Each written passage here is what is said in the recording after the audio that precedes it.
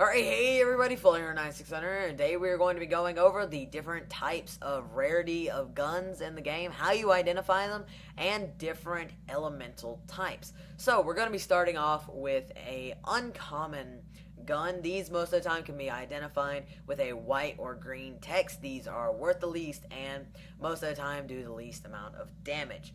Next up, we have rare, which can be commonly identified with a blue text. These are worth slightly more, do slightly more damage, and have a higher chance of having interesting properties. Next up, we have rare alien, which are alien properties, have an alien look to them, and are also rare to find.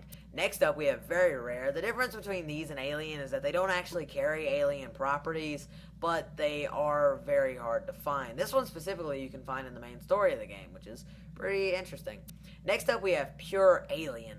These take the ideas from the very rare and the alien rare and combine them into a really interesting weapon. You can see if you take this one and add them together, it really does look like that gun, so it's very interesting. Finally, we have legendary weapons. These can be identified with yellow, orangey text.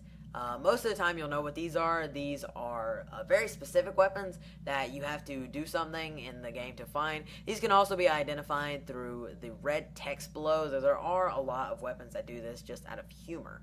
So, next up is going to be the elements. We're already on slag, so let's just go ahead and talk about that. Like I mentioned in the last episode, slag makes enemies take more damage. It's a really useful element. Personally, I'm a fan of it. So is space, actually.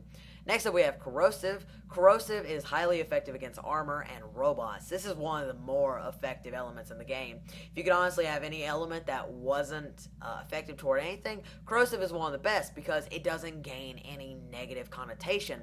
With slag, you can slag someone, but you have to hit them with something else for them to take more damage. They do take damage from the actual weapon itself, but they don't take elemental damage. So having multiple copies of the same weapon, like the conference call, in different elemental formats can be extremely helpful.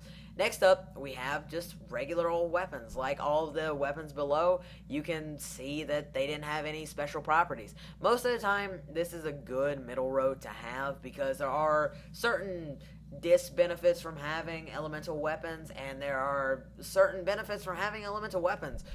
I prefer carrying around at least one gun that doesn't have an element to it, just so I can stay in that middle ground. Next up here, we have shock or lightning. This is highly effective versus shields. A lot of the human characters in the game you'll see have shields on them.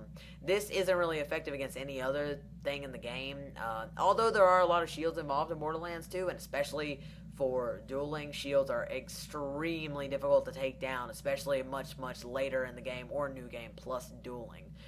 It's recommended that you have at least one shock weapon on you at a time, especially in a sticky situation, but you really don't need it, because you can't always just take down the shields. And then finally is the one I have on my back right now. This is fire.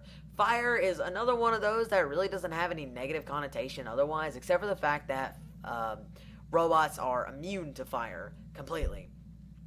But this is highly effective against flesh. Anything that has flesh. Any beast, human, or anything.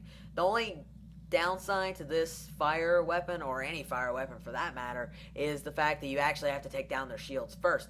So these can be used in really well conjunction together, the shock and the fire. You can start off with your shock weapon taking down the shield, and then switching to your fire weapon, absolutely lighting them on fire and doing tons and tons of damage to them. Most of the time, elemental weapons can be identified by their markers, as you can see down there, right between Hyperion and the shotgun symbol, and above how much it's worth. There is a small fire, lightning, blank, corrosive or biohazard symbol, and skag, which appears to be some sort of emanating light coming from in a purple fashion. These are also identifiable through their purple, green, blank, blue, and red. So if you're looking for anything on the ground that looks like this, they do have certain ways of telling whether or not an item is elemental or not before you pick it up. You can also see from a distance what these guns look like, which is why the aliens and the very rare and legendaries all have different looks to them. You can pick them up before you ever even get your hands on them, which is a really useful thing, especially in a gun grabbing game where you're constantly fighting for guns against each other. Like I forgot to mention earlier, obviously Alien, very rare, and Rare Alien can all be identified through the same kind of purpley text. You can see that there's a specific difference between Rare Alien and then Very Rare. It's a lighter purple color compared to the darker hot purplish pink of the other ones. So it's a small difference, but it can actually end up making the difference in the long run if you get them confused, which is actually a really small thing not a lot of people notice. Okay, so that's going to be my video for the day. If you guys like it, be sure to tell me so. And if you want to see more of these, go ahead and, again, tell me so. Thank you for watching. Save early, save often.